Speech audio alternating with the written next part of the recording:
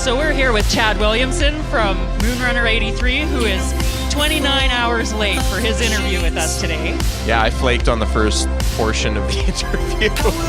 So how did you come up with the name Moonrunner83? So one of my favorite acts when I first discovered this kind of like melodic synthwave stuff is a guy by the name of FM84.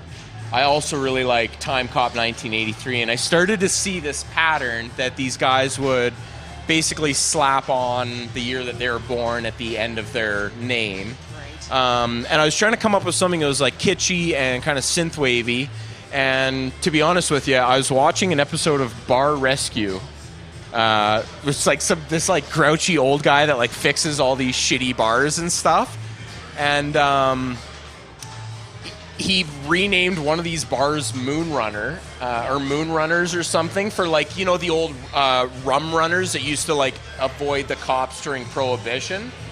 And although it's completely unrelated to what I'm doing, I was like, oh, it sounds like, you know, if you get rid of all the like rum runner kind of, you know, Prohibition era stuff, you just think of the name Moonrunner, that actually fits with the synthwave kind of stuff, with like, so like the Outrun and like, you know, Corvettes and New York in the rain and neon lights and all that type of stuff, right? Up so a lot of images. Yeah, so it's like on Moonrunner83, which is the year that I'm born, and you get the name Moonrunner83. And the best part about it is that I didn't need to actually search for any email accounts because no one had obviously taken the name Moonrunner83 before. So it's totally unique as well. It worked pretty well. What style of music would you say this is that you're doing? I'd say it's like pop synthwave. So there's like various, there's like different kinds of synthwave, obviously. Some of the local acts, like my buddy and your buddy Troy is in Die Scum Inc. He's more of like cinematic dark synth or like dark wave. Coincidentally, he's actually doing an album now that's a lot of major stuff, and it's pretty poppy. So I don't know, maybe I shouldn't pigeonhole him into darkwave. But then there's kind of another side to the whole synthwave movement, which is more happy, uplifting stuff.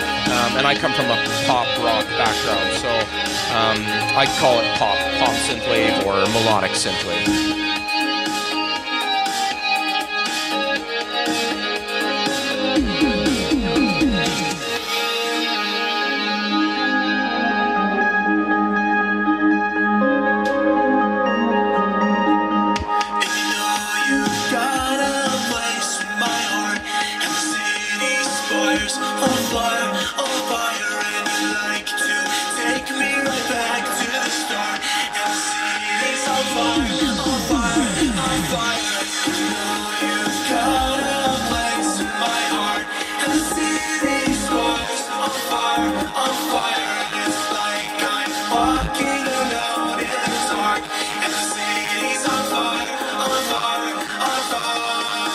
When did you start this project then? I started it last year. I've been doing rock and pop stuff since like the dawn of time. When I first discovered like this kind of poppy side of the synthwave movement, I really wanted to do something. I started to get more into analog synths, and I've always been into production and stuff. So I've always loved that. I actually met a guy by the name of Ryan Nolan, who's no longer with the band, but I kind of started with him. He's a concert pianist for the Calgary Ballet, and I met him in the elevator in my building. And I was like, hey man, do you like analog synths? And he's like, yeah, that shit's really cool, even though he's like this virtuoso keyboardist. So he helped me record the first record, and he wrote and co-wrote most of that record with me. And it's called Dats and Sundown, and it was really kind of cool. It's like one of the first records I've ever done that's like been unadulterated music that I haven't really cared about getting on the radio or really promoting it. I just kind of wanted to get back to making music for me, and so that's kind of the whole kitsch for that. So anyway, that's when I started. So it was like, I don't know, August of last year. So what was your inspiration to begin making music in general and this project in particular? I've always done music stuff. I started playing piano when I was like 9 years old. My old man got me an electric guitar when I was in boarding school. I was really into like The Offspring and like No Effects and like the cheesy like skate punk rock of like the, you know, early mid 90s. And I've always been more into the like pop kind of part of that stuff. So like, I don't know, stuff like Bad Religion, No Effects. I'd see it's like not as aggressive as some of the other, you know, I guess flavors of punk out there. And then of course I got into doing acoustic kind of punk rock stuff. Started doing top 40. And then I heard a band called The Midnight, who's like one of my inspirations for this whole project. And I just fell in love with these guys. And I was actually listening to a lot of progressive house at the time, which is really weird. So I used to listen to this podcast called Silk Music Progressive Productions or something like that. I think they're out of the UK. And the Midnight only has one song that could even be remotely close to progressive house. And I heard it on this progressive house like podcast, and I was like, oh, these guys are awesome. Who are they? And I started listening to it, and it introduced me to, because all their other stuff is like synthwave. So then I started really getting into these guys and kind of branching out from there, and really started getting into this pop synthwave type stuff. So you were accidentally lured in then? Totally accidentally. And then it's really weird. There's like this whole subculture, and like we were discussing before we started the interview, there's like all these kind of guys and gals from like these different genres of music who have all kind of come together to start doing synthwave. And I think it's because it's instead of having a band, you know, all you need is a laptop and a couple synths. And there's really something in synthwave for everybody. Like I find there's a lot of punk rockers that have gravitated to it. Oh, it's so versatile, right? It's amazing, and there's so many different kinds too. Like a lot of the video game community is super big on this stuff. A lot of the goth industrial kind of folks. It goes from really heavy to really light. Totally. And you look at even like guys like you know, like 9 Inch Nails and some of the more mainstream industrial acts from like, you know, the like mid 90s and stuff. This is all the precursors to like what has now become synthwave, and the community's unreal. It's one of the only it's one of the only groups of people I know anyway that still buys records, which is like really, really bizarre. I was in a top 40 band for the longest time, and what I'd consider to be, you know, moderately successful for a Canadian Albertan top 40 group. I mean, we had a charting track on Canadian radio, and we weren't selling records. People were streaming music, they were listening to us on YouTube, but one thing that I found so interesting about this whole synthwave thing is people are buying records.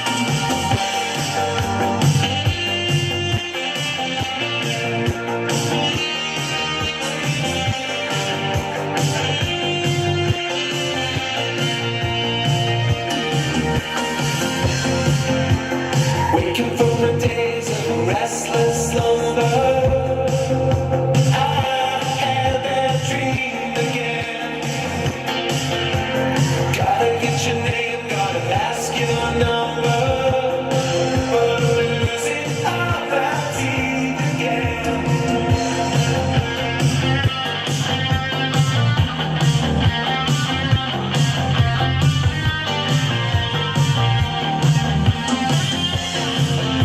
Standing at the edge of the tallest tower, I hold your hand to die.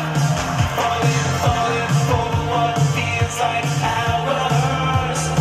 Falling in love for the day you rise. I found you next to me, myself tonight's for me and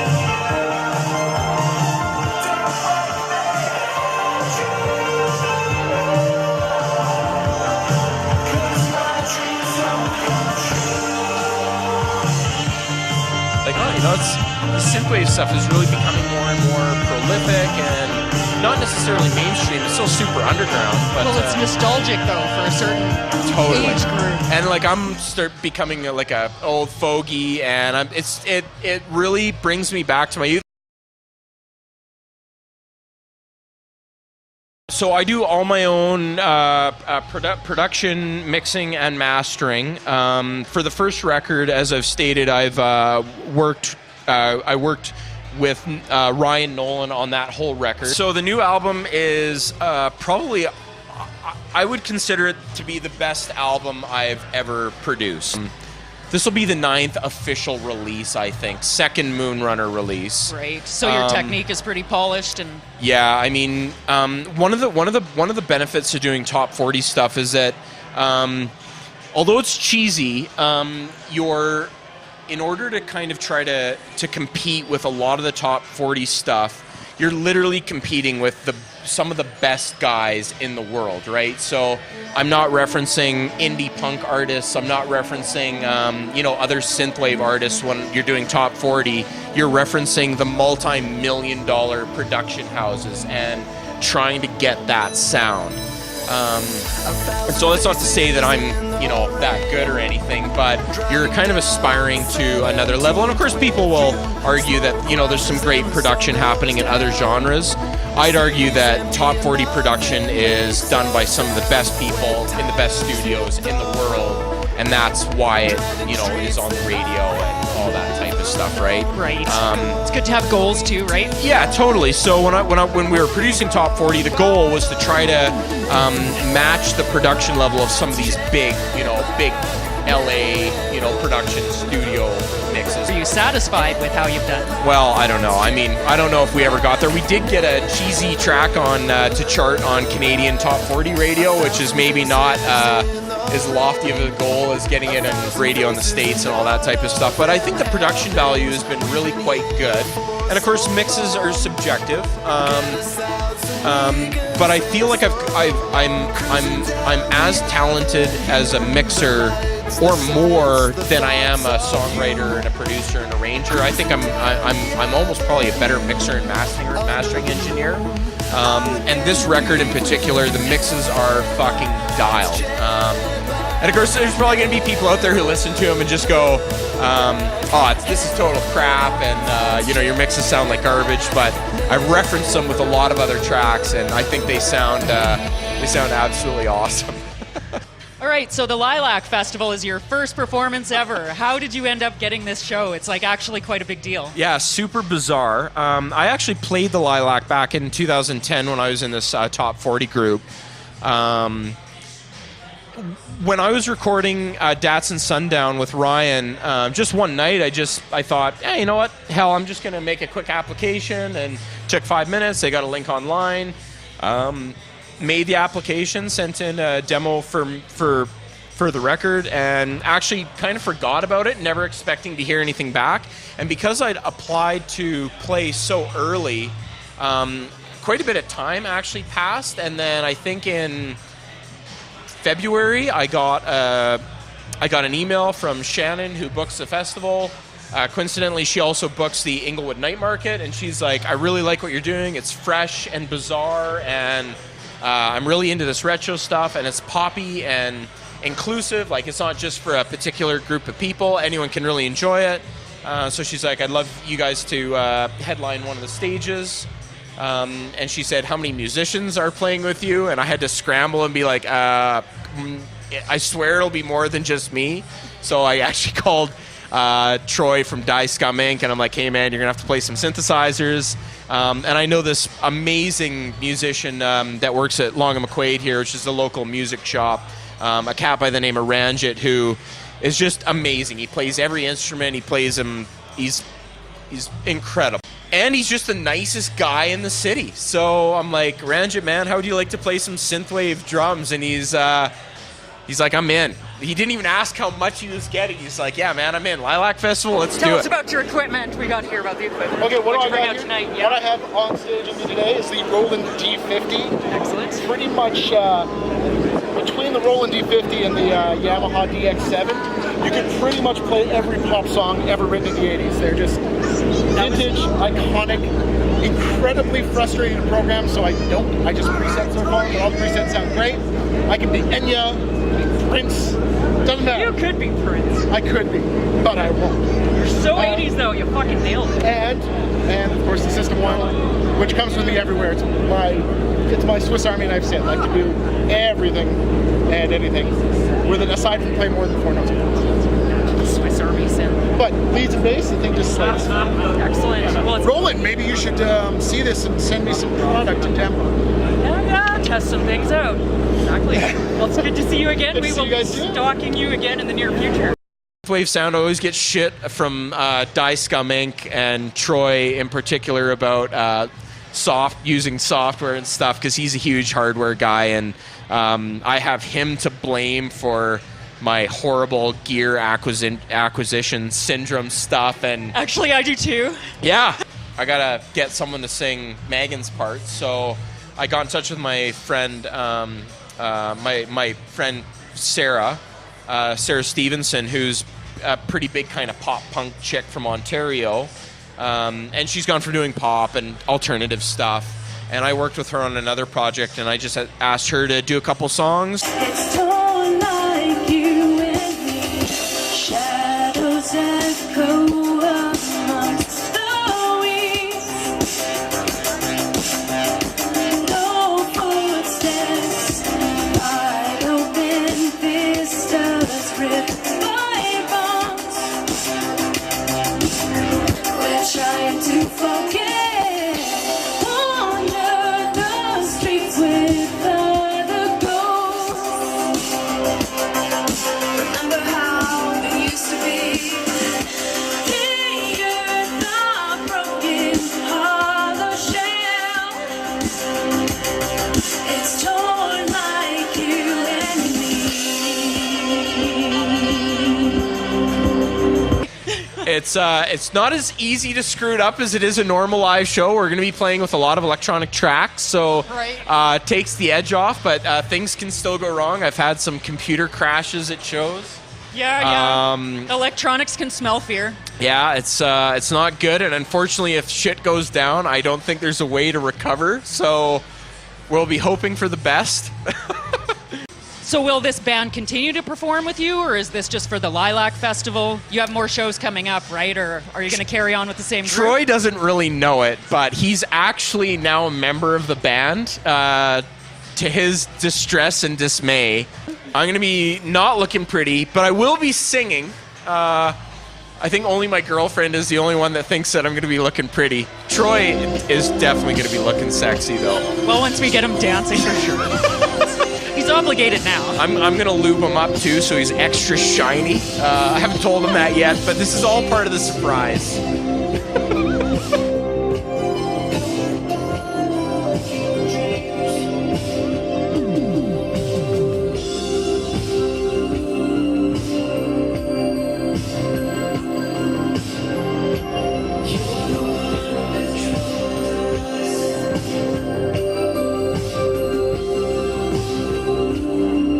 I've already got a bucket of Vaseline, so I'm going to make sure that the sun just reflects off of them. It's still kind of 80s, you know. You can glitter sticks really well to Vaseline as well. Excellent. We've got half an hour prep before the show, so I'm going to be relying on Nick, the illustrious cameraman, to hold him down while I lube him up.